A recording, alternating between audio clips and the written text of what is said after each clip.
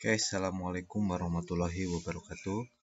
Pada kesempatan ini, Bapak akan menjelaskan tentang materi yang ada di pembelajaran fisika ya, untuk jurusan teknologi dan rekayasa. Berikut juga untuk jurusan TKR, RPL, TKJ, dan ATPH. Oke, mari kita bahas, yaitu pada materi ini kita akan bahas berkaitan dengan kalor ya, kalor dan perpindahannya. Nah, kita akan bahas dulu yang berkaitan dengan kalor itu apa. Oke, Bapak, sebagian materinya ada di buku LKS kalian ya. Oke, untuk selanjutnya, nah, perhatikan yang ada di depan kalian atau misalnya LKS kalian ya. Untuk pertama adalah kita berkaitan dengan kalor itu adalah perubahan wujud zat. Rubah wujud zatnya. Kita ketahui bahwa wujud zat itu kan ada tiga. Ada padat, ada cair, maupun ada gas. Contoh untuk benda padat itu adalah es, misalnya ya, besi, dan lain-lain. Untuk benda cair ya cairan, minyak. Untuk gas ya, atau udara, oksigen, dan lain-lain yang berkaitan dengan gas. Nah, wujud benda itu bisa berubah diakibatkan karena ada satu hal, yaitu yang berkaitan dengan yang namanya kalor. Nah, kalor itu apa sih sebenarnya, Pak? Kalor itu sebenarnya adalah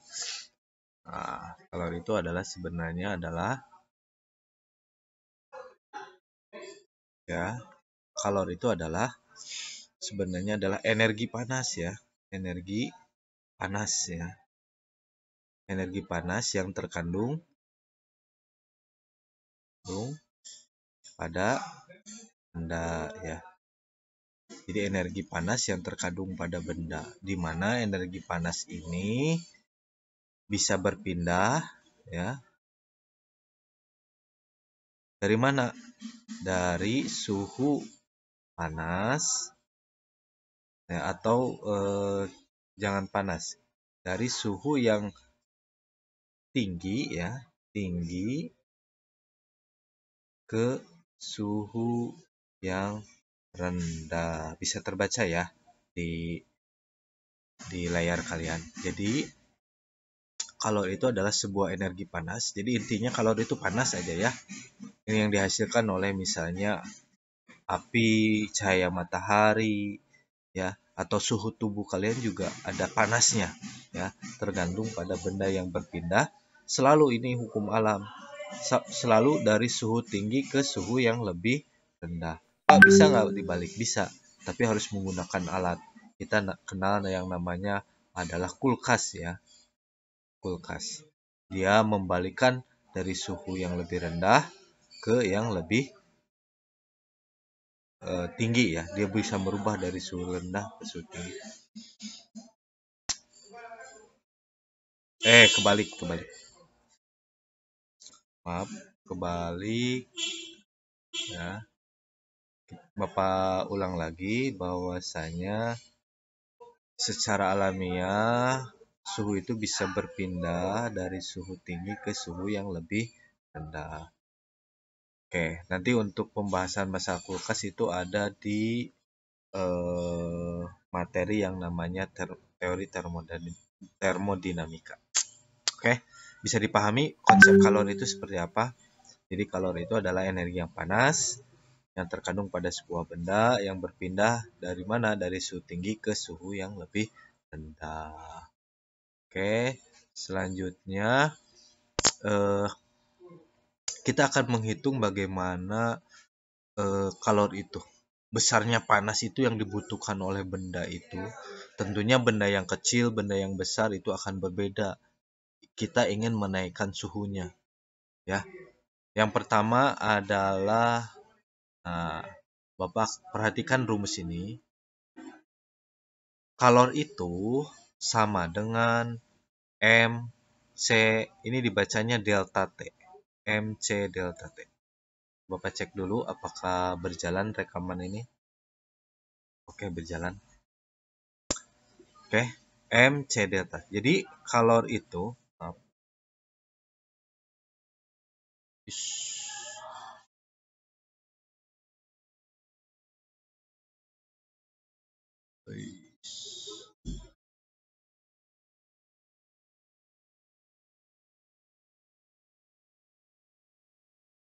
sip.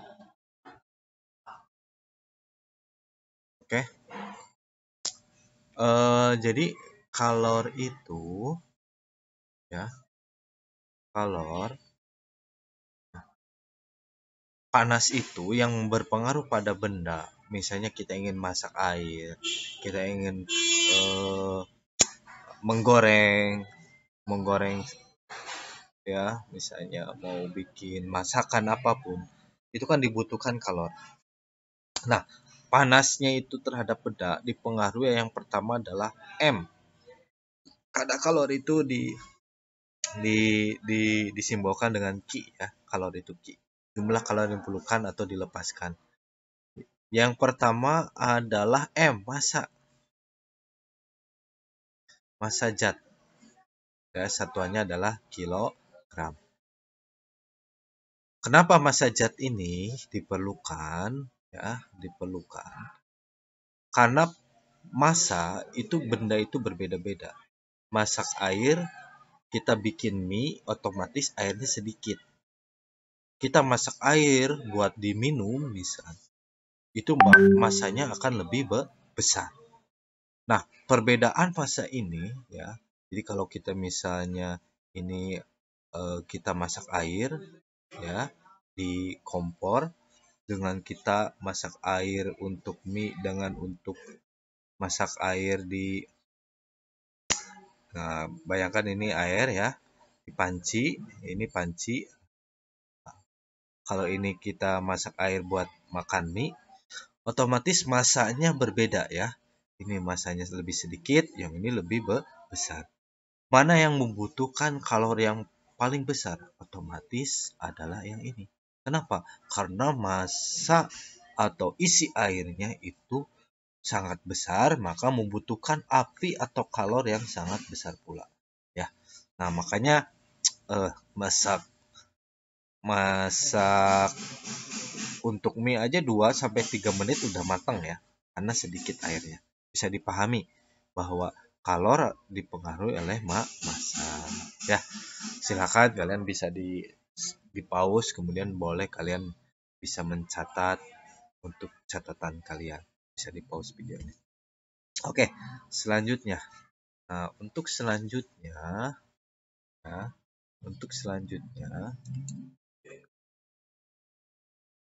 oke, bentar, karena ada masalah. Nah, selanjutnya kita akan ke sini dulu bahwa Ki itu sama dengan M kali C kali delta T ya. Kita udah bahas yang ini ya, bahwa ini adalah massa. Kemudian yang ini adalah namanya kalor jenis ya. Nah, apa sih Pak kalor jenis? Itu adalah kalor yang dibutuhkan oleh benda untuk naik suhunya 1 derajat Celcius sebesar 1 Joule ya, karena J itu Joule ya, Joule ya, Joule. Jadi kalori yang dibutuhkan oleh benda untuk naik suhunya 1 derajat Celcius sebesar 1 Joule. Jadi setiap benda itu berbeda-beda ya untuk menaikkan suhu 1 Celciusnya. Contoh, misalnya di sini ada lempengan seng. Nah, ini misalnya ada lempengan besi ya. lempengan seng dan lempengan besi. Walaupun lempengan ini sama ukurannya, tetapi kedua buah benda ini, seng dan besi itu memiliki kalor jenis yang masing-masing. Memiliki kalor jenis yang berbeda. Akibatnya, ketika dikasih panas, seng akan mudah naik tingginya. Kalau besi akan lama. Jadi, kalor untuk membutuhkan seng itu supaya panas, itu lebih kecil daripada besi. Bisa dipahami nggak? Nah, kalau nggak kalian kalau misalnya untuk memahami kalor jenis itu kayak gini aja. Tahu kerupuk ya? Kerupuk. Ada kerupuk. Kerupuk kalau digoreng itu cepat untuk jadi matang, menjadi kerupuk ya. Jadi bahan kerupuk itu kita goreng, itu akan lebih cepat matang daripada kalau kita menggoreng yang namanya bala-bala ya. Tahu bala-bala ya? Gorengan itu agak lama. Kenapa? Karena kalor jenis atau jenisnya ya, kalau kerupuk kan jenisnya beda dengan bala-bala. Maka kerupuk akan lebih cepat daripada bala-bala. Jadi kalor jenis ini berpengaruh terhadap kalor ini Ki ya. Jadi kita sudah memahami yang namanya massa tadi, kalau yang ini kalor jenis, atau kalian pahami saja kalor jenis itu adalah ciri khas dari benda ya. Jadi semakin ciri khas benda ini semakin unik, semakin kompleks, maka dia akan memiliki kalor jenis yang berbeda untuk menerima panas. Ya, bisa dipahami. Oke, kalau bisa dipahami, aku hapus dulu yang ini ya. Oke. Nanti kalian di pause-pause aja ya untuk memahami, dislowkan saja, di pause, diulang-ulang kembali ya. Nah, kalian sudah memahami dua tadi ya. Yang pertama adalah massa jenis, yang satu adalah massa jenis, yang kedua adalah kalor jenis, yang ketiga adalah yang namanya perubahan suhu ya. Delta T itu adalah perubahan suhu. Delta T itu perubahan suhu adalah T2 dikurangi T1. Apa itu T2? T2 itu suhu akhir. T1 itu apa? Suhu awal ya. Awal. Jadi semakin suhunya semakin besar, maka kalorinya juga akan besar pula. Ya. Kita pernah dengar dulu kompor minyak ya. Kompor minyak dulu ya. Nah, kompor minyak buat ngegoreng, masak, masih ini nggak zamanan nggak kalian untuk masak pakai kompor ya? Tanya aja orang tua kalian. Jadi dulu itu pakai minyak. Kalau sekarang pakai yang namanya kompor gas ya. Buat gitu ya. Nah, ini gas ya. Nah, ini kompor minyak. Nah, ini ngegoreng menggunakan yang namanya kompor gas. Otomatis minyak itu keluar apinya sedikit ya. Warnanya merah. Tetapi kalau gas, kompor gas, itu warnanya menjadi warna biru. Hingga akhirnya suhunya, perubahan suhunya sangat tinggi ya. Kalau yang namanya menggunakan kompor ini ya. Misalnya perubahan suhunya adalah misalnya diketahui bahwa suhu awalnya dulu. Suhu awalnya adalah 20 derajat Celcius. Setelah dimasak, suhu akhirnya menjadi foto sama nama Pak Rifki belum Pak? Iya. Siap.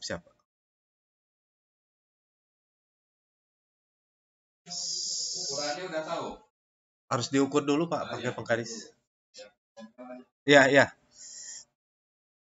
Selanjutnya untuk misalnya suhu akhirnya, mohon maaf ya tadi.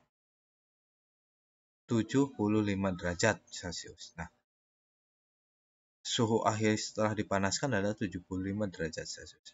Maka ya T2 kurangi T1 berarti 75 dikurangi T2 itu yang ini dikurangi 20 hasilnya berapa? Hasilnya adalah 45 derajat Celcius ya. Jadi untuk menghitung suhu akhirnya itu seperti itu. Oke. Jadi Bapak ulangi lagi bahwa kalor itu dipengaruhi oleh massa, kalor jenis dan perubahan suhunya. Oke, bisa dipahami. Kita akan coba mencontohkan soal ya yang berkaitan dengan rumus yang tadi. Oke. Contoh soalnya seperti ini. Bapak bikin dalam bentuk gambar ya. Misalnya di sini kita air aja ya. Ini air. Air di dalam panci. Air di dalam panci. Nah, ini kemudian dimasak. Nah, ya. Diketahui suhu awal ya adalah suhunya 35 derajat Celcius. Setelah dipanaskan menjadi 100 derajat Celcius. Kita bulat aja lah ya, 30 derajat Celcius. Ya. Air ini ya menaik suhunya. Kita ketahui bahwa kalor jenis air adalah 1000 kg derajat Celcius Joule. Ya.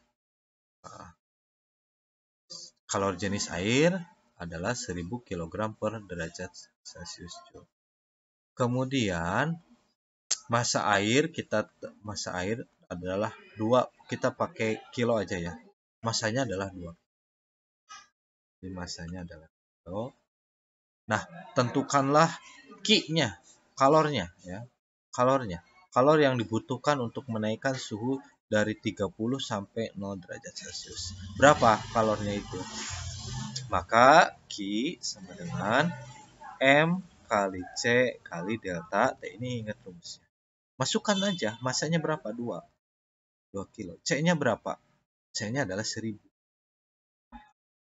Perubahan suhunya berapa? Oh, di sini belum ada. Tinggal delta T itu adalah T2 kurangi T1. Itu adalah 100 dikurangi 30. Hasilnya adalah 70. Maka kali 70 ya. 2 dikali 1 2. 2 kali 7 14 ya. Nolnya tinggal tambahkan 4 ya. Berarti 140.000 Joule ya. Nah, ini adalah satuan dari kalor. Jadi kalor yang dibutuhkan untuk menaikkan dari 30 sampai 100 derajat Celcius air ini. Jadi 100 derajat Celcius itu air mendidih. Maka yang dibutuhkan adalah 1400 Joule.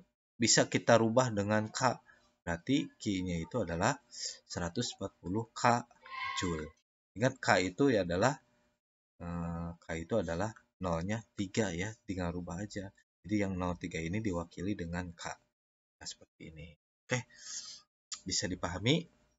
Nah, itu adalah contoh untuk kalor untuk menaikkan suhu. Ya, oke. Nah, selanjutnya adalah kita akan membahas yang berkaitan dengan kalor juga berfungsi sebagai perubah wujud benda. Ya. Nah, nih, lihat. Ini yang ada di LKS kalian. Ya. Di sini Q sama dengan M kali L. Q sama dengan M kali L. Ini adalah kalor ya untuk merubah bentuk ya, untuk merubah bentuk dari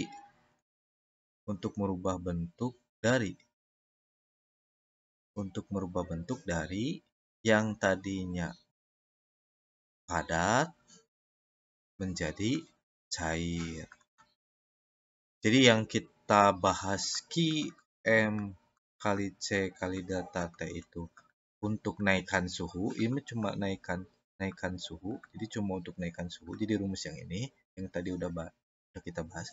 Tapi untuk yang rumus ini adalah untuk merubah bentuk dari yang padat menjadi cair atau istilahnya melebur ya. Melebur, padat menjadi melebur. Contoh melebur itu adalah air es menjadi air, atau misalnya adalah contoh yang lain adalah peleburan pada pabrik ya, untuk meleburkan bahan-bahan besi, emas ya, dileburkan menjadi cairan setelah dipanaskan ya. Nah, kalor ini rumusnya itu tidak ada delta T-nya, tidak ada perubahan suhu. Lihat aja. Q adalah kalor diperlukan, L adalah kalor laten atau kalor lebur ya. Nah, perhatikan. Dipengaruhi oleh apa? Yang pertama oleh massa, udah kita ketahui ya. Dan L adalah untuk yang namanya L itu untuk kalor lebur ya. Kalor lebur atau laten ya. Nah,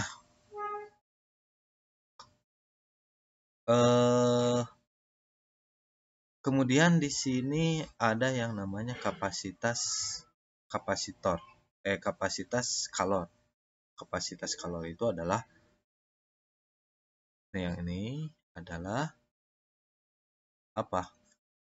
Kalor untuk menaikkan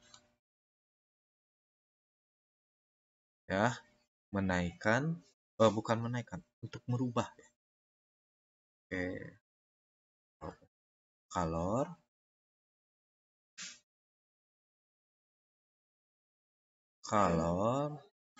untuk menaikkan ya suhu 1 derajat Celcius saja. Tapi nah kapasitas kalor ini untuk menaikkan suhu 1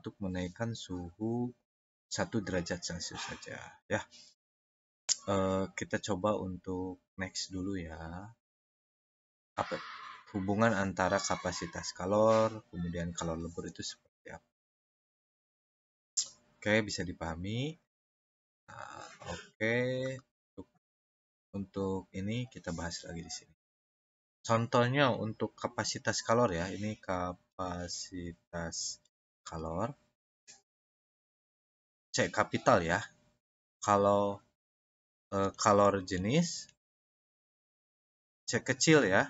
Ini naik suhu 1 derajat Celcius.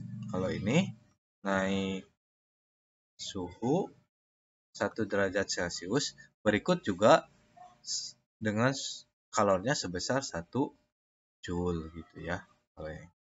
Nah, kita bahas yang ini. Bahwa C adalah M kali C. Bahwa kapasitas kalor ya. Kapasitas kalor, bahwa C atau kapasitas kalor itu adalah M kali C. Massa dikali dengan C kecil. M dikali dengan C.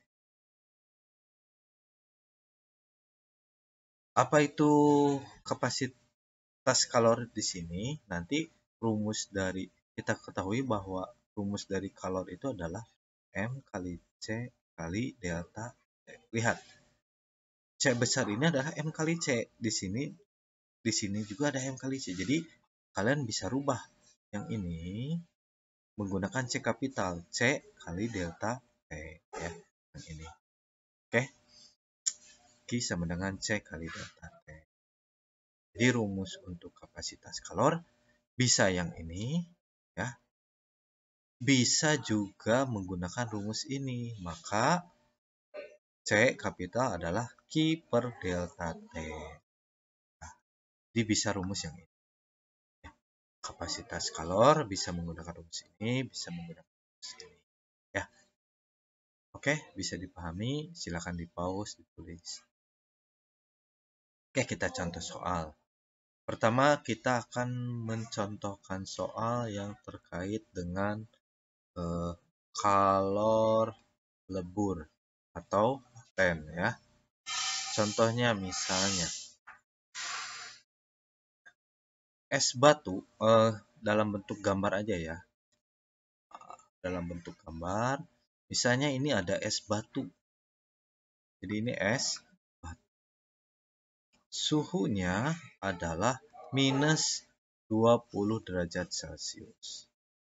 Suhunya minus 20 derajat Celcius. Ya. Lama-kelamaan es batu tersebut ya mencair. Ya, mencair.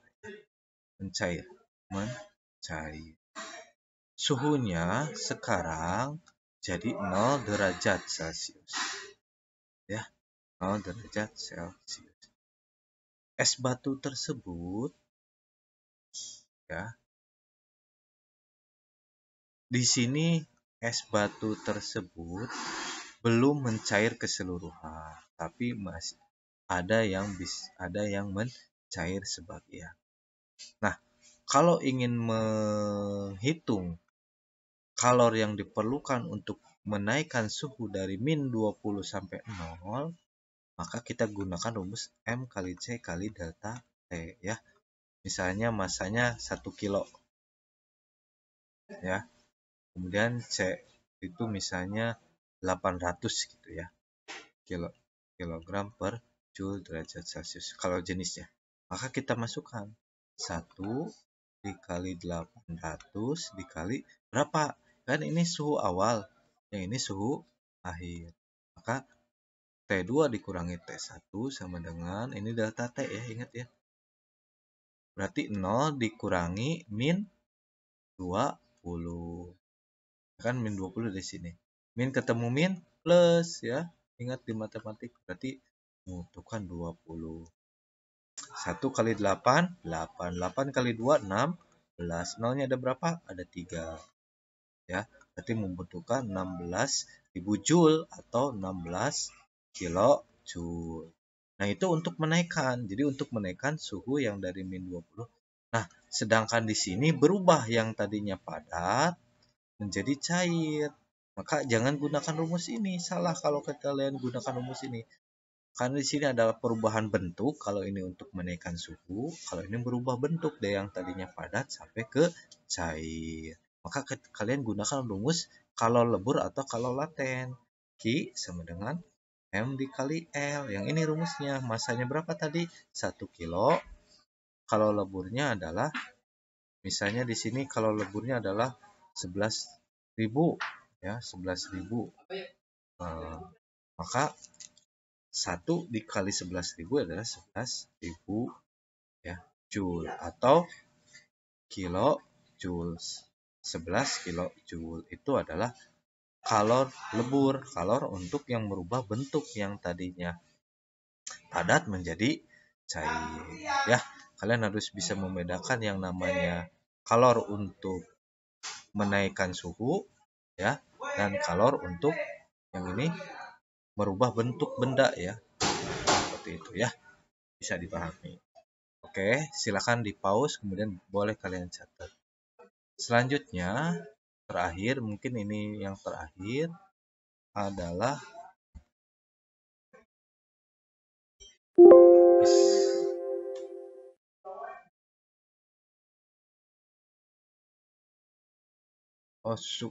udah ya. Nah, karena sudah, silahkan kalian cek materi di LKS untuk pembahasan selanjutnya ya. Kemudian kerjakan LKS-nya. Dari Bapak sekian. Assalamualaikum warahmatullahi wabarakatuh.